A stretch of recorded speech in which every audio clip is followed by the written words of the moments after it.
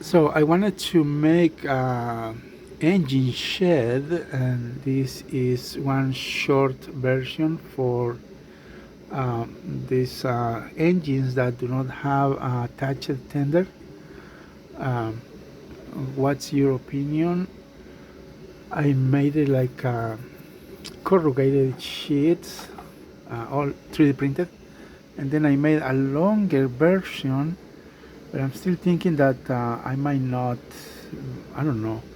I mean, you can put three engines aligned on this way, or either way you can just do it, this way. But it will not be long enough for the attached tenders. It's a little short, but it was designed this way for the long version for the attached tenders. Tenders pretty big, trying to design it the way to make it you know that we can assemble it and not have to have it with a big box. This one on the other hand is a smaller version.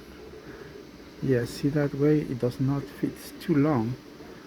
This way it's short, just for the engine itself. Same, different design, just shorten a little bit. The space between is actually half the size of the longest shed. Trying to figure out if I have or have not.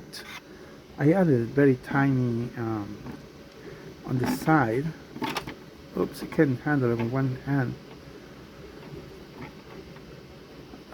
Let me know your opinion.